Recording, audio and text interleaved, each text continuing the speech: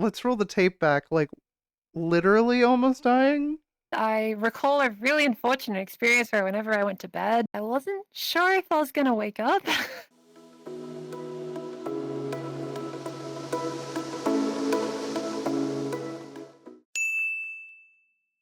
Hi, my friends, fiends, and unsavory reens. Welcome to another interview, and I have the lovely fairy princess Lucy. That's Woo! me! Woo! Oh my goodness. So why don't you introduce yourself to everyone? Hi, lovely audience. I'm Fairy Princess Lucy. You might know me from various trans voice tutorials that are filmed inside VRChat, or IRL styled videos where I offer various trans comfort and that sort of thing. Also, streams where we dance and stuff. We're all over the place, but we're having a good time. I watched over your content, like, in order to get used to kind of your vibe. And I guess what is the Mhm. reason for stuff in VR chat and also stuff not VR chat? Like, what's the deal with that?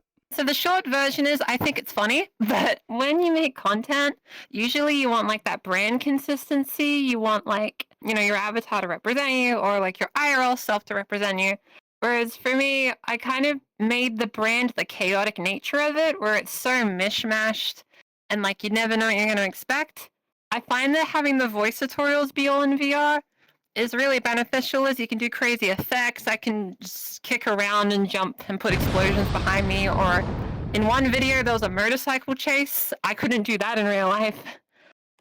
Whereas No. with the IRL videos, those are focused on like trans comfort and like the relatability of it. So I find as being myself, doing my makeup all nice, and staring right into the camera's face, often too close to the frame, according to some, but that's okay. And we just like chat about the topic, and it tends to work out. I think just that separation just helps with like knowing what kind of video it's going to be, while also letting me have the flexibility to basically do what I want. Well, and also you kind of have that overly attached girlfriend vibe, but it's that close. Like you're like, "Hi, hello, I'm in your Yeah. face. Let's go." Yeah, that was not the intent. I think if you view it that way, then that's funnier. Whatever makes it good. When we were discussing what world to do this in, you mentioned that you had nostalgia for this world. Can you explain? Yeah, of course. So inside VRChat, there's various worlds, as you might know, lovely audience. And this one's called Japan Shrine. I'm super nostalgic for it, as back in 2020, when we were inside, I needed something to do. So I used this world to practice Japanese with random people and just chat with various people. And I found that like that time I spent made that year a bit smoother, a bit nicer, a bit comforting. So as a result, whenever I hear the music that plays in Japan Shrine, I nearly cry. I'm just like, ah, Aww. it's just so, it's a bittersweet feeling. There's a weird sense of nostalgia for 2020 now. It has been 5 years, hasn't it? That's crazy. Yeah, right? Like, someone could have, like, been 5 in that year, and they could be 10 now. Like, that's nuts.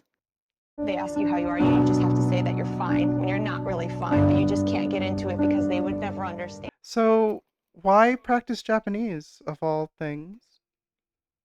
So, in the long distant years of when I was like 12, the coolest thing ever was like Japanese pop culture and stuff. So, little kid me, in her wisdom, decided to get really dedicated to learning Japanese. It kind of became like life's purpose, the grand goal, so to speak. Everything funneled into this like dream of like teaching English in Japan. And as you can imagine, that's not my job right now. So that didn't happen the way I expected. But learning Japanese and being a part of that was like a really big part of my life. And being in Japan various times throughout my life, it makes it feel like a second home in some ways. And it's really intertwined with my life in a lot of ways. So, I have to ship post. Can you watch anime without subs? Of course I can. Oh, Yeah, I can. snap! Yeah, I can like if it's like a super serious sci-fi anime, I'm hopeless. But if Mhm. it's like a slice of life school thing, I can do that. I went to go see the Hatsune Miku movie, the Colorful Stage movie. It was really good, by the way. Go see it. And I got to watch it like without looking at the subs, and like that felt like a full circle moment. And you could really feel the emotion when you can understand what they're saying. It's really nice. Okay, okay. So what did you do with that? Like, if you didn't go to Japan to like teach English, you had mentioned you'd went, so how did that all go? Yeah, so my experiences going to Japan, like, it's a mixed bag. So essentially, the first time I went was kind of a disaster, but Editing Ria here. I just wanted to actually add a little bit more context because I was looking through her content. It was actually bad for her, sadly, before she even went to Japan, as seen here. We used to have exchange students every year, and the thing that kept coming up is, well, I kept getting bullied. There's no other way to explain it. I had a case where some Japanese students found makeup remover in my bag, and they decided to pass it around and make me use Japanese to try to get it back. This is when I didn't know how to speak that much. Another time, exchange students gave me a lot of queerphobic slurs. Now, granted, some of these slurs were words they recently learnt and kind of didn't know that they really hurt people's feelings. Some of them apologized, some of them doubled down. And now back to Lucy to talk about what it was like when she actually went to Japan. the times after that got a little better. But the disaster makes better content. So basically, when I was like 15-ish, I had a school trip and we got to go to Japan for 2 weeks, I think it was. And essentially at the time, I still had to boy mode at school. Like my egg cracked like long ago. I was like a egg crack as a baby type of deal. When I was like 8, I think it cracked. Mm-hmm. And I couldn't really do anything about it, right?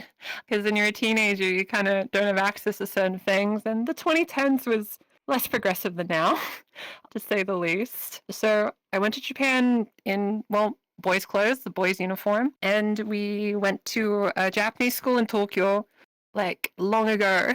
And yeah, I think that was the most dysphoric day of my life, unfortunately.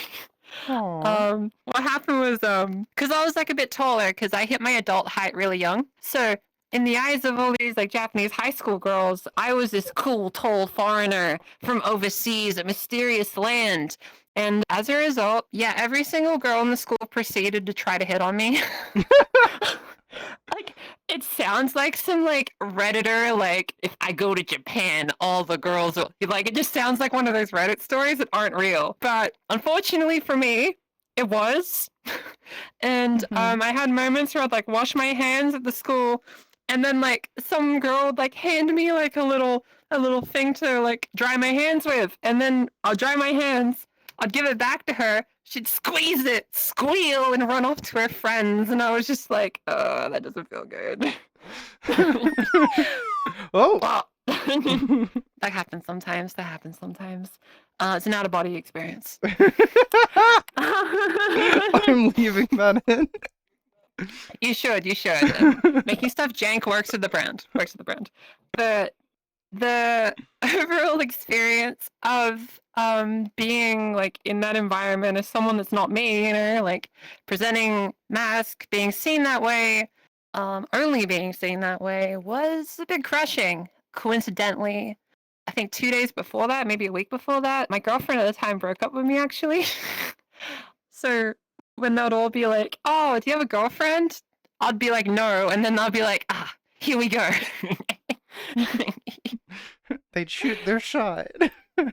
They would. And you'd be like, no. Yeah, literally, like, they're all being like, all according to Keikaku, and I'm just trying to get the heck away. Is there a particular moment that was like very, very over the top? More than just the girl squealing because drying hands, of all things? I had this moment, right, where we had to do like various sport activities as part of the exchange, and one of them was judo, because all the boy students were told to go to Judo, and all the girls could do ikebana, which is like flower arranging. It's really cute. I've never gotten to try it. I want to try it someday. I was sent off to Judo, and like that was fine as I did karate at the time. So I'm like, I'm at least kind of interested in it, right? And what happened was suddenly, as we were told to get changed in these like judo gis, yeah, just in the distance you could see all the high school girls like trying to peek in, just look at the mysterious foreigners from mysterious land or whatever. And there weren't change rooms. Like they were just like, yeah, get changed in the judo gi. And I'm just some like nervous, dysphoric 15-year-old. And then all the guys being bros like made a wall, like they all like stood like right near each other and created a barricade preventing the girls from like seeing through. So like I'm just there like, thanks, but I still don't feel better. But thanks. Aw. Thanks, bros. Bros. So that was probably the most like, that's the part of the story that sounds the least like it actually happened. It did. But when I tell that part of the story, people are like, are you sure? And I'm like, I promise. So, with this school trip, did you just like do school shenanigans like, oh, we just go to the school and hang out with the students and then F off, or like what was the purpose? It was like a mix of things, like those various like touristy things you do in between, like go to various shrines and temples, various museums. There was like a homestay component where you briefly got to stay with a Japanese family, and that was a nice experience. And the school part was like just part of it. Like you'd go to the school, you'd spend the day there, and they would have these various activities. Sometimes they just made you sit in a lesson, even though my Japanese was not very good at the time. And I just had to sit in a mathematics lesson and just kind of figure it out. That sounds rough. Yeah, I'm bad at math even in English. Like, it was a disaster. I was about to say, most queers can't do math. Yeah, unfortunately, I'm one of like the trans people that can't do math, I'm afraid. But what are you gonna do? So you had this first time you went to Japan and you were in a unaffirming like situation. Mhm. What about when you were in an affirming situation in Japan? Like, how did that change? Or I'm probably skipping a bunch Yeah. of steps. Thank you, Pastria. I think I asked this question a little funny because Lucy has some pretty insightful things to say when she came to Japan later, but still wasn't quite affirming. This was like, you know, that awkward mid stage of transition where like you're transitioned, but people can't really tell the fact that you're transitioning because some cis people are a bit unaware. People are like fairly polite. The air was different this time because Japan's kind of known for like overwhelming kindness, and granted, some of that's social obligation more than anything. But there are kind people there.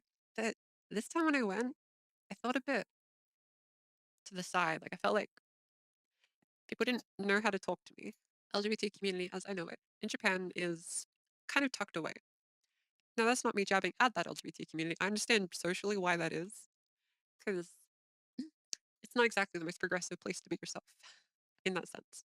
But it became apparent when I lived there that making other friends that were also trans was kind of out of the question.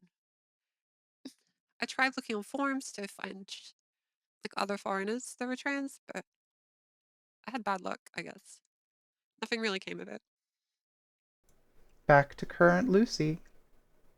No, I think like over time, like after the years pass, I'm like, being more myself, presenting femme like at the shopping centers after school with friends, and like being more myself. I'm starting to go to university, and in university you can wear whatever the heck you want. So like that was really nice, and we're entering near like 2020s, so like I feel like, general awareness and progression towards like trans people like improved dramatically. Mm-hmm. And what happened was, after a couple of unsuccessful attempts to go to Japan, 2020 happened. So the way I experienced Japan in an affirming way was VR chat, funny enough. Really? Until I could like speak Japanese in VR chat like as myself, right? I didn't get much opportunity to be a girl in Japan because I medically transitioned in 2021. And since 2020, I haven't been to Japan. My last trip was a university exchange at the start of 2020. And then because everyone kind of had to go home, we all went home. Mm. So that opportunity was kind of taken away in a sense because like 2020 happened. I'm in Japan, have to go back. Olympics is postponed. So like that's the thing all the Japanese teachers tell you. They're like, oh, you'll learn Japanese and you'll go volunteer at the 2020 Olympics and it'll be a great experience. Look forward to it. And then it never happened. But as I'm like transitioning for a while, I actually kind of hid away the whole Japanese part of my life. I stopped engaging with it. I almost completely quit the language entirely, actually. In this clip, Lucy describes how low her mental state was about Japan and why it wasn't hitting right before VR chat.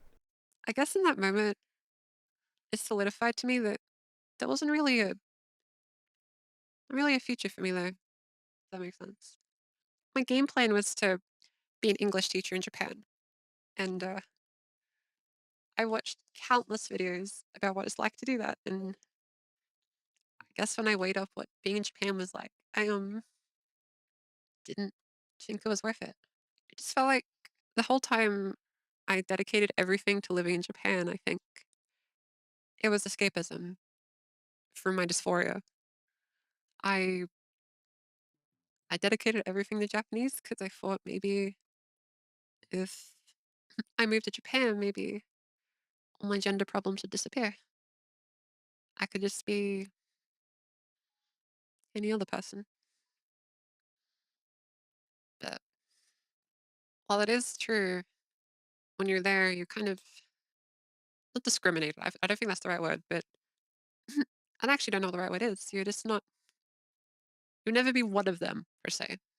Even if you're in the community for a very long time, you will always be a visitor.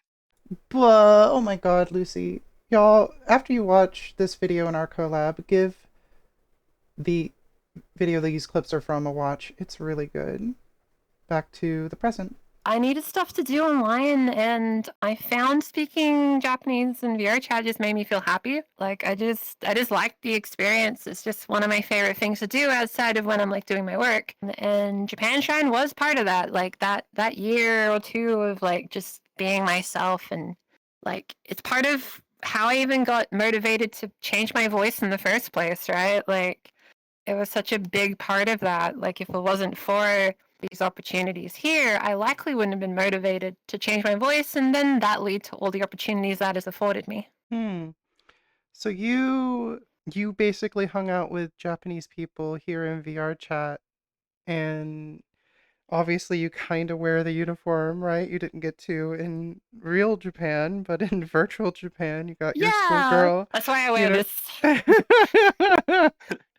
100%, no shame. I So, want like, to reclaim it. what was that like?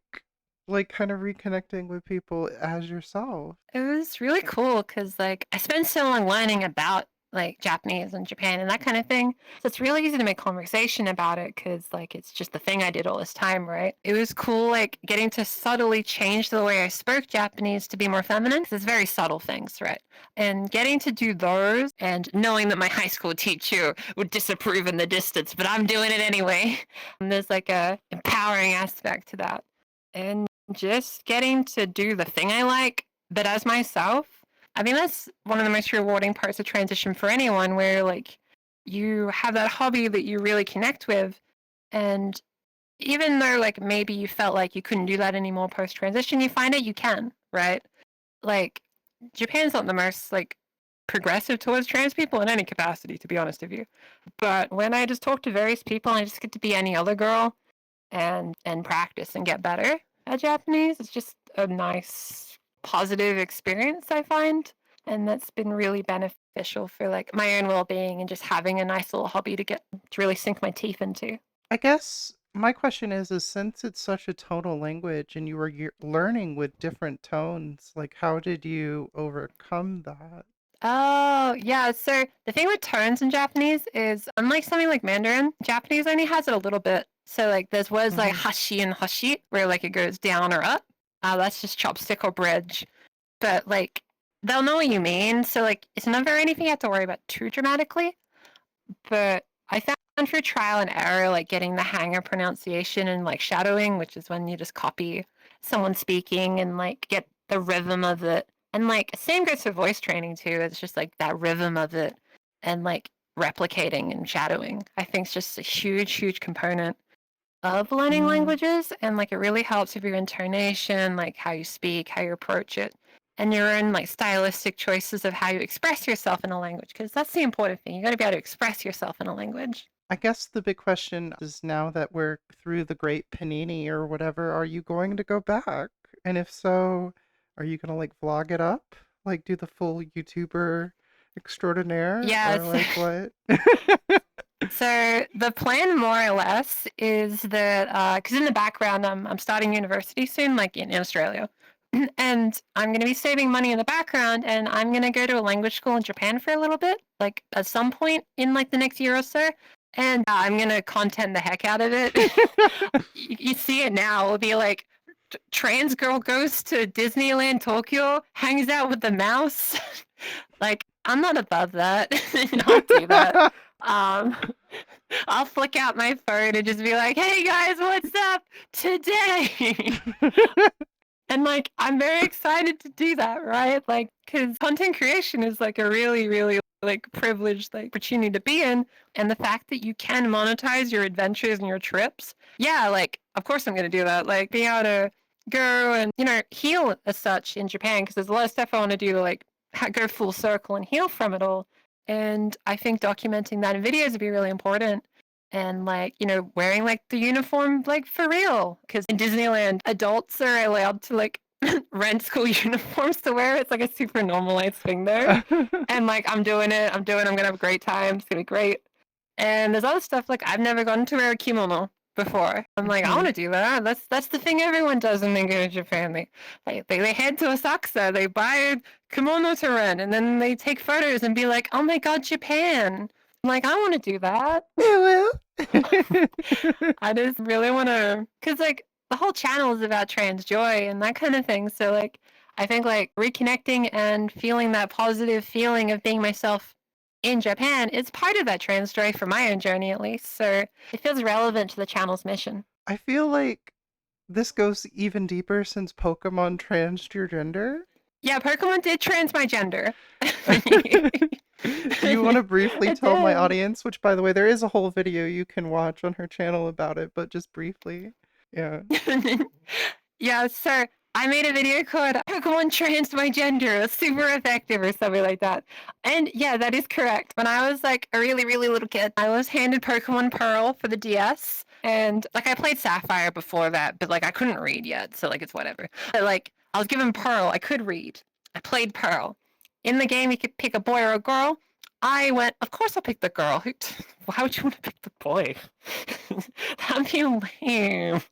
So I picked the girl. I play like a solid like quarter of the entire game, and they get to a part where you go into like this contest hall, which your character changes into like a pretty like dress and that kind of thing.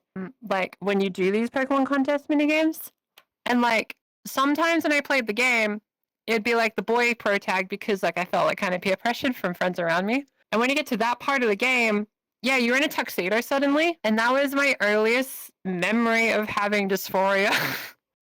Oh my god. Yeah, so I restarted the game, which if you know how hard it is to restart a Pokemon game. You gotta like enter a full cheat code in the title screen. I didn't even know how I learned how to do this, but I did, and I restarted the game as a girl, because first time played the girl for a bit, got peer pressured, swapped to the boy, played as the boy, turned into the tuxedo, freaked out, had dysphoria, deleted the game, went back to girl, and then beat the game. It's Oh a my very goodness. special thing. Like, You have this through line. yeah, it's like a transition timeline throughout like the journey and stuff. Like the games would like kind of evolve with me as you could like wear cute clothes and like customize your character more as the games got like more advanced over the years. And like that was a super big deal for me, and like that expression and like that chance to experiment with fashion was a really, really big deal for me. And I don't know if my transition would have been the same without it, because my egg only cracked at 8 years old because of Pokemon Pearl, which like that's a really big impact in one's life, right? Like it's really hard to find a set point or a causation of one's egg cracking. But for me, I have such a really specific moment, and that's really special to me as a result. Is Pokemon just always a part of your life now, like 5 ever, or like Yeah, what? pretty much. I'm pretty ride or die with Pokemon. So Poke Center, you gotta go as yourself. Yeah, of course, of course. That'll be the big moment. I'll get to like see Pikachu and more Pikachus and Pikachu with like a hat. It'll be amazing. I just really like there's a pile of Pokemon plushies over there on my bed in real life. And a lot of them I got from my various Japan trips because the Pokemon Center was, of course, the coolest possible place ever. So you were in VR chat, you were practicing your voice, you were hanging out in the global panini time. How did you get from that to content? Yeah, that's a really good question. So, because I like transitioned in a time when like not as many people did, I felt like that was a kind of almost isolating experience because there was seemingly no one like me. I think that's the general sentiment we feel as trans people. And then we find out, bam, there is. But at least for me in like the early 2010s, like it was kind of hard to find that because like all trans people online were like either like significantly older than me or like way younger than me. It was almost like teen trans people didn't exist. I think it was just my inability to Google properly. And like as a result, I felt like lacking, well, role models and that kind of thing around me. And as I got further in life, right, I wanted to like do various YouTube things because like I'm a Zoomer. Of course, I want to be a YouTuber. It's just the cliche thing you tell your teacher.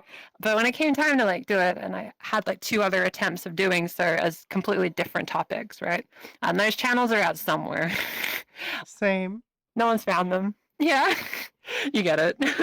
I never got anywhere with those attempts, but this time I wanted to make trans stuff because just the like empowering thing of like someone going, oh, I started my transition thanks to your video, or I was able to wear girls' clothes for the first time because of your video, or I felt a bit better today. And I wanted that focus of positivity as I feel like that was such an untouched niche because when you look up trans content, it can be a bit triggering, it can be a bit intense, right? Like when you watch too much of like negativity, you'll assume there's no positivity out there, but that's not the case. Like, sure, there's like there's bad people out there, but there's also good people. And I was really happy to try to make something that like shines a light on the positivity aspect of being trans, because we always focus on the negatives, but the moment to moment of becoming yourself and blossoming to be yourself is really empowering and beautiful.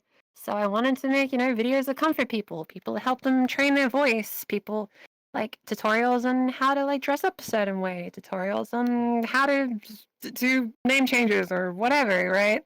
That was just always a big part of like the mission, so to speak. You trans joy merchant is like, I got the good stuff. Yeah, you want cute? Yeah. Come back in the alley. Want to know how to wear a skirt? I got you. You're literally transing their gender. Oh no. You're doing Yeah, what the I'm conservatives believe that we do. Yeah, I'm transing the youth. Sorry.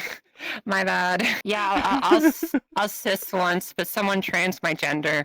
That's Pikachu.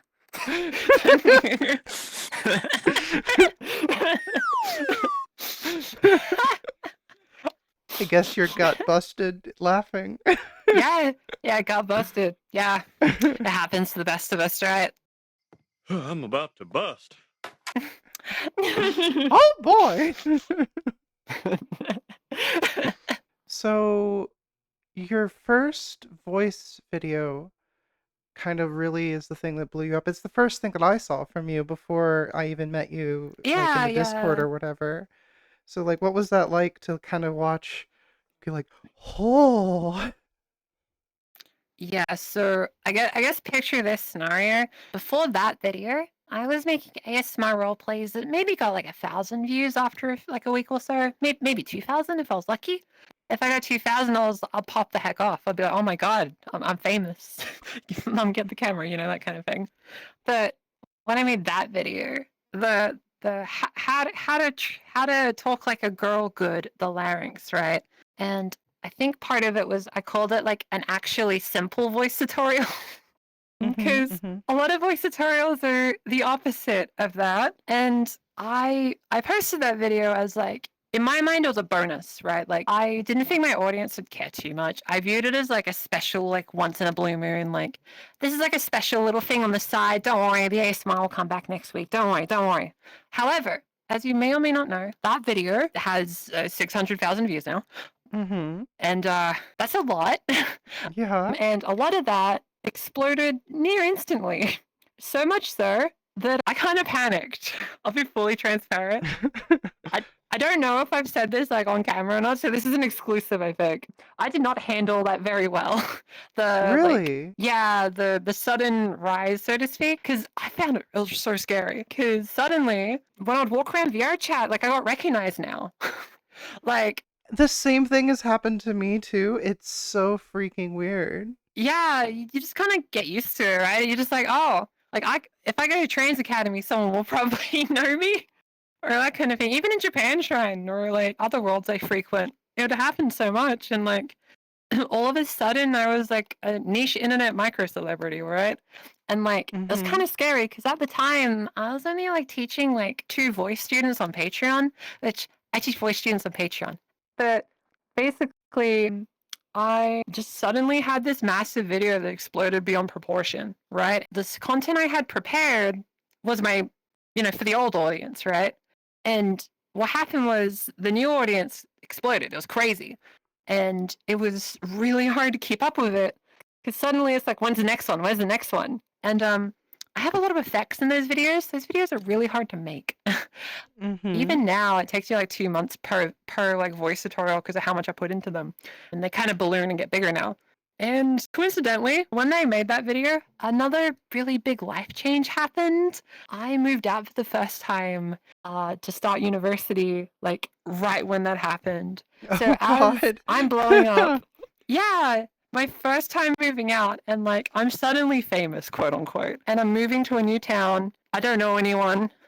I'm in this new apartment, and to be fully transparent, I didn't handle it very well. Like I had experience with talking with like mental health professionals, that kind of thing, but nothing prepared me for this. Like how do you, right?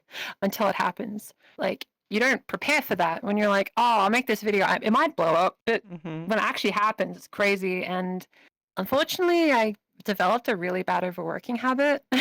I don't know if this is like the tone for the video, but unfortunately, I overworked so much that I unfortunately collapsed and passed out 2 times, which was pretty bad. Oh no. Yeah, I wasn't eating properly because I can't smell, by the way, so I find it really hard to cook. So I was also being a disaster in like my day-to-day, like I wasn't eating properly, I couldn't sleep. I was making these videos that were exploding, and like my DMs were filled with like voice lessons, like requests, that kind of thing. And I didn't have a cap at the time, Oh. students, so I just kept piling on more and more work. And unfortunately, it reached a breaking point where like I just kept collapsing, embarrassingly. How are you not Yeah. having that happen now? Yeah. So the way I'm doing that is being nice to yourself. Oh my God. So what we did was we introduced like various caps for like how many students I can take on. I have like set days to be able to do work and stuff. And like I've started eating better. I started exercising more, and I've managed to like come to terms with like the popularity explosion, right? Like it kind of like it ballooned, right? I just wasn't ready for it. That's just how it is. But once I kind of reset, because I moved back to where I was originally, and I paused university for the time being. I'm starting again soon. And like it was a really big like mental health journey, so to speak, because like transition was kind of done, quote unquote. So I thought I've like accomplished mental health. That's not how it works. So what happened was I'd get into the rhythm of making these contents, keep that in. The content I just got used to making, I guess, and the explosion kind of settled down a bit. Like, even still, I think people go to that first voice tutorial the most out of my new viewers. Mm-hmm. And if anyone's watching this video and they're like, oh, I think I've seen it before, it's probably that video, right? Like, it's just how that goes. And there is like a slight feeling of like, oh, I could have capitalized on it more. But at the end of the day, I don't really do this to be like popular, so to speak. I just like helping trans people, right? Mm-hmm. So I think when like my priorities recentered, it became easier to not, well, work myself to the bone, right? Content is a super amazing, privileged opportunity, but what good is it if you make yourself unhappy doing it, right? You gotta have that happy medium of like doing what you want to do, your channel's mission, so to speak, like, which mine is to help trans people. So if I'm doing that, I'm happy, right? And once I accepted that, that was a huge like game changer, right? Like, I think for the longest time, I thought I had to push a crazy deal to like output insane amounts of content really quick. But I don't think that's the thing that's important. It's just about what you output versus how much you output. Gotcha. This is gonna sound like a random question, but you mentioned you were very tall and you can't smell. Are you intersex? I suspect I might be. My doctor never showed me my hormone levels. But I can't remember. There's a specific intersex condition, and I can't remember the name off my head. And one of my patrons is going to be annoyed because it's their intersex condition. But it's on the screen right here. I might put it on the screen. Yeah, there you go. But where you are very tall and you lose your sense of smell. So I was just wondering if that was your bag. Maybe. Like I got tall very quickly. Like it was like I'm not insanely tall. I'm 5'10". Oh, okay. But I became 5'10" at age 12. Like, oh, you know what I mean? Yeah, that's pretty quick. Yeah. Yeah. As far as I know, I've never been able to smell. I discovered it maybe 2 years ago because like how does that come up? You know, I just thought I just didn't get it or whatever. But no, you gotta appreciate the senses you do have. My hearing's pretty poor, unfortunately. My nose doesn't work. So the rest of my senses, like I gotta have like I gotta lock in. I gotta make sure like I look after it all, right? So you kill your eyes with the VR headset, clearly. Exactly. With moderation. I don't sleep in VR. I'm fine. It makes it more immersive because I can't smell anyway. Got him. That must stink if there's like allergies that just hit you normally. You can't even smell like the flowers or whatever. You're just like, what's happening? Why is my face hurting? I'm very lucky that I don't have any allergies that I know of. But I find that like I'd like to be able to smell flowers and that kind of thing because that's the smell everyone hops on about. I want to smell flowers, but that's the one, probably the only smell I really feel like I'm missing out on. Everything else is fine because like you'll like go into like a public place and like everyone will be like, oh, it stinks here, and I'll be like, Like just mog on them, like, oh, what up? Like I can just handle it. Yeah, it's my unstoppable superpower at Super Smash Brothers tournaments. The sweaty debuff will not get me. Exactly. I bet you main one of the Pokemon, don't you? I main Jigglypuff. Specifically with the sleepy hat. Okay. It's important. Always with the sleepy hat. So because like you weren't doing the in-person stuff like as much in the beginning, was that like your compromise for getting content out more, or like what? There's a really funny explanation to that. I accidentally revealed my face. I got back from a holiday and I was showing photos from like a holiday at SeaWorld in the Gold Coast, Australia. It's a really, really cool place. Completely unrelated to American SeaWorld. It's a completely different company, just called the same thing. But I was showing photos from it, like me with SpongeBob or like me with a dolphin, but like I had like all my face like blurred out with the photos I prepared. But I didn't blur out all of them by mistake, and I was live on the air. So at that point, I just kind of went, Okay, I have face reveals. It's out there. And like, I think part of it was it'd be cool to like look back on my videos later at various points in my own transition and like seeing myself. Cause like the kind of videos I make, I could do in VR. Like I could set up the camera and just talk to it that way. And like that would have worked. Actually, probably would have worked better. I probably would have had more views because like people recognize this more than IRL me, for example. That's becoming less of a thing now. Like anime conventions, I get like recognized still sometimes, so that's pretty cool. But I find that part of the motivator to make stuff IRL was so that I could like express like the clothes I like wearing or like the makeup I like wearing or like doing my hair in fun ways. While I did the videos, there's just a fun quality to it.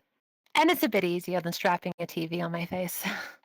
Oh, but you have to do lighting and blah blah blah and makeup and Yeah, there's different challenges to it, right? Like in VR chat, I can just fiddle with a little camera thing and change what I want.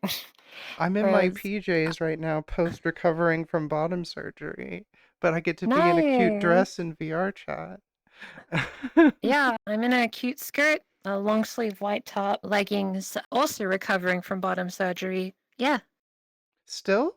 feeling How pretty long cozy. ago was that video that you made about it? I didn't Like, remember to check the date. I think it's more like I got my surgery in January, fully recovered now. It's just like still that transitional process of like getting back to life regularly, and I'm more or less there. It's very much pretty much the end of it, pretty Well, and much. you don't have to Um, deal with the times 4 a day like dilation things, and you got no depth. Yeah, because I got zero depth. I don't have to dilate, and I'm very thankful for it. Because I can already like get back into like dancing and stuff. Because dancing is a big passion of mine, and like I don't have to dilate, so like I don't have to add that into my routine. It just worked out better for me and my goals with getting bottom surgery. Oh, no wonder you have full buttered tracking if dancing is your passion. Yeah, like the trackers like have trouble like reading certain dance motions, right? But like I still have like a lot of fun memories of like going to like club worlds and VR chat and dancing and stuff. Like it was like a really like cool part of like my early like medical transition of going to these parties at night. Well, the afternoon for me. Do you do dancing in real life too? Yeah, and you can check it out in various streams I do. But I mostly am like I think it's like just referred to as a bedroom dancer. Like I'm just in my bedroom and I dance. Like I do Mm, various shuffle dancing, hip hop, that kind of thing. In my room, I have like a fancy little lighting things so that I can have disco lights at nighttime so I can have the rave experience. Because I'm hard of hearing. I can't really hear anyone if I'm in a crowded environment. So unfortunately, real life raves aren't attainable for me, but VR chat raves a bit easier because it's earmuff mode. same. Oh my God, I'm so autistic that I cannot go to a rave IRL. It's just too Oh busy that yeah? my brain shuts down. Like it's just like boom. Yeah, I can have that blah blah feeling. For me, like I just socially, I feel fine personally, like when I'm in those scenarios, but it's just I just can't hear people, right? Like so it's less of a for me, it's less of a brain overload, more of just I just can't hear you. What are you saying? Hmm. So it's while it's different, it's like cool that like I can relate to like hearing like those kind of experiences that people experience. Especially with like so many people in the trans community being neurodivergent in some way, being able to like have a point of reference to like have like empathy for that, I think has been really important for me. Mm. I'm sorry. I assumed you were with the Pokemon and the VR chat.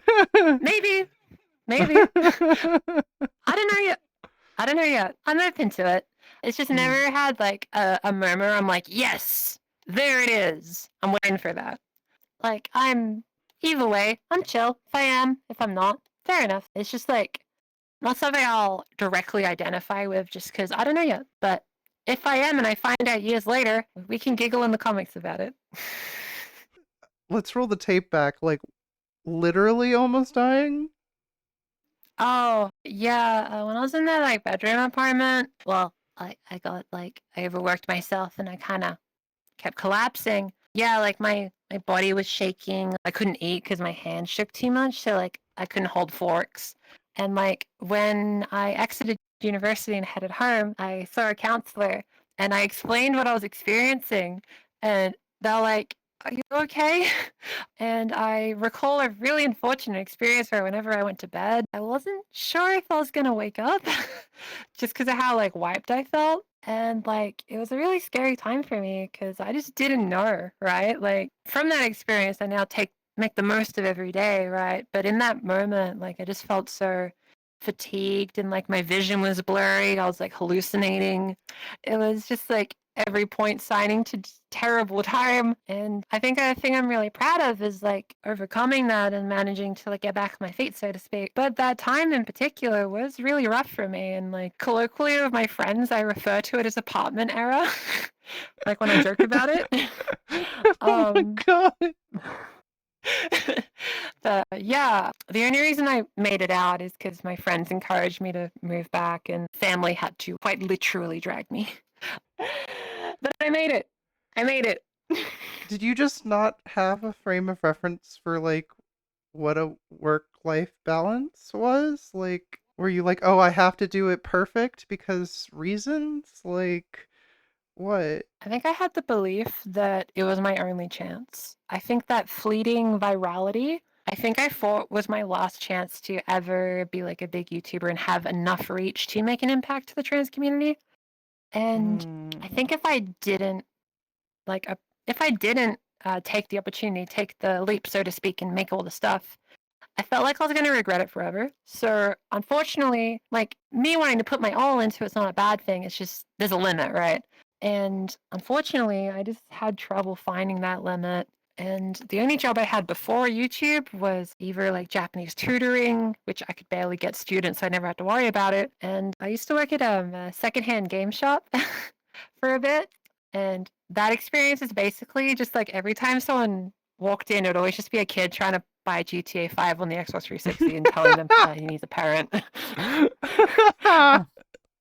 But then like the parent would come in with them, and then you'd just be like, are you aware that this software cannot be played by people under the age of 18? Yep. Okay. Cash or credit? It's just it was a monotonous routine. I didn't like retail. I wasn't built for retail. And I think part of me thought that if me doing this whole content thing fell through, I think I thought that I'd have to go back to retail, which isn't the case, right? Like I have like Japanese experience, I have a degree in English teaching, like I have options, right? But I think I got into my own head and thinking that if I didn't push and make the best videos possible as quick as possible, I'd lose that and have to do the job I didn't like. But that was never the case because that job lasted a month.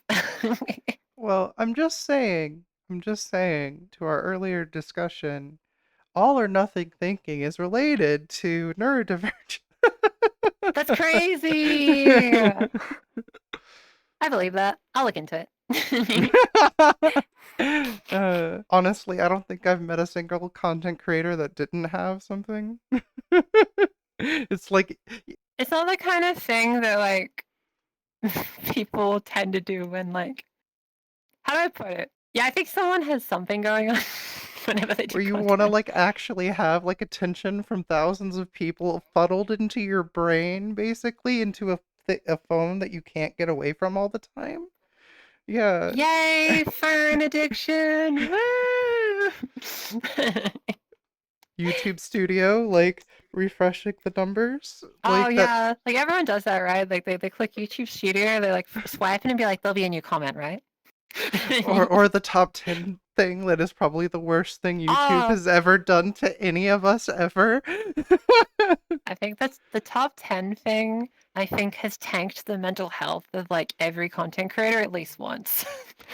So for those that don't know, YouTube started a relatively new feature where they show you how your newest video ranks within the last like 10 that you did. And like all of us are just like cries when it's like a 7 or Good lower. like getting 1 out of 10 every time. Because that's just actually impossible, right? Like getting 1 out of 10 every time. You need to do some weird Cocomelon retention nonsense to do that, right? It's Elsa Gate shit. Yeah. Yeah, right? Like people like that, there's like that article where like they use like the distractotron they call it to like optimize like how much like a kid like watches their video versus looking at a different screen that has boring like adult like stuff on it, like combing hair, and they like assess it to like scientifically alter the retention of their videos to like hold kids' attention. And like I think the 10 out of 10 thing in YouTube Studio encourages retention editing, and like that doesn't mean good editing. Yeah, like like I would consider you're very fast-paced, like explosion editing retention, but it's fun retention editing as Yeah, opposed I to do it for yeah, fun versus yeah. retention. Like I'll get comments from people that have ADHD, for example, and they'll be like, "Oh, I could actually pay attention to this one. Cool." Like that is more of the focus of that rather than ensuring that you watch every single second. Because realistically, right, if you watch an entire video and then you get to the end of it and you don't feel good, I don't want that to be how you feel when you get to the end of the video. You don't want like a mini like, oh, they feel exhausted like you did when you were creating all of them. Yeah, exactly. I when you get to the end of a video from me, I hope that when people get to the end, they go, "Oh, cool, I feel good." Or maybe they get halfway and they're like, "Oh, I got what I wanted out of this video. I'm gonna go do something else now," or I feel inspired to like. I want that kind of feeling, and YouTube doesn't like it when you do that, but I like it when Mhm. I do that, and I think that's important. Yeah. So, I guess what's next for you? Like you'd mentioned college, you'd mentioned university, I should say, excuse me. Yeah. You'd mentioned going back to Japan. Like what do you feel is like your next big thing, .tm? Yeah, the big thing TM. So like I guess for me, like I think the channel itself is in a really healthy state at the moment. So I feel like I can just keep making trans tutorials and like keep helping trans people, and like eventually like viewers recycle in and out as people like get further in transition versus more people start transition, right? It's just a natural progression of things. But for me myself, the goal is to like put myself in a spot where I do that. I also like do the things that bring me joy, like learning Japanese or like getting better at dancing. And in the background, I'm gonna like do like a speech and hearing degree so that I can like, you know, do like a speech pathology degree and like get better at that and like be able to have that as a backup career if YouTube falls through. That's not like a, oh no, my channel's dying. No, it's more of a, I just want that safety net if it does, so I don't have to have that influence my decisions. I mean, we're not gonna do this forever. Like eventually, everything Yeah, has nothing's its time forever. in the sun. Yeah, for sure. And like, I even think like my stuff's less trendy nowadays. That's fine. I don't mind. I like just I find videos fun. Like, even if it's not getting lots of views, I'm still going to do it, right? Like, even if I have to get another job someday or a different career, that's fine. Whether I do like speech pathology or I've like considered possibly even hairdressing as another backup, like that kind of stuff. There's just lots of options, right? And like, I want to keep myself open and like make sure that me as a person, like I like get a good sense of health and balance and like be able to like be in a good spot to like make those like little like adjustments and like adapt to certain situations. And if I can do like Japan and stuff again, that'd be a really like important thing to like be able to wear those school uniforms or wear a kimono and like walk around a saksa like everyone else does. Just those little things will feel like a full circle moment for my transition. It'd be beautiful. Yeah, I'm working on an overall video about it at the moment, but basically like my transition's like, well, complete, right? Like I've everything I want to do for transition's complete. So it's about that who I am as a person and like what I want to be outside of my transness, right? And I think my big focus is going to be just focusing on passions and like improving at the things I like doing, like getting better at like language learning and getting better at dancing and like being able to connect with people and find more experiences to enjoy those things as I get to kind of enjoy the fruits of my labor, so to speak, of the transition till now. So I Yeah. guess my overall plan is to enjoy what I have, but prepare for next chapters. It's like, who are you, like, other than being a tran? Oh, That's basically what you were saying. yeah, that's basically. I think like outside of like me being trans, like I think a big thing I value of myself is like optimism and positivity. That's not to say I don't have bad mental health days, as you heard earlier, but I think it's like making that positivity balance and getting like a good healthy lifestyle going has been really important to me. And like creativity's been a really important thing to me, like wanting to make bigger and better things in a way that like well, it's balanced, right? That's been a big focus. So I think like that's a part of who I am outside of my transness. I was about to say, like, ray of freaking sunshine. Like, that's what you are. Yeah, Yeah. I need to be the most positive interview on the channel is my goal. Other than, the fact that you almost killed yourself. Other than a near-death experience. But other than that, I'm doing pretty good. Okay. Well, thank you so much for being here. And this doesn't have to end on her channel. Yeah, we're going to have a video where we talk about how to stay positive and keep calm and carry on and all that when you're struggling with all of the stressful things that happen in transition. And so Yeah. that's going to be over on her channel, which is Yeah. Check me out on Fairy Princess Lucy on YouTube. We do various videos, and you can even see a video with us together talking about positivity. Let's go! Whoop whoop. And where else can they find you? So, other than YouTube, you can find me on Twitch as well for live streams. We co-stream between YouTube and Twitch. Under the same name, I do a webcomic on Webtoons, actually, as like a Really? little side passion project.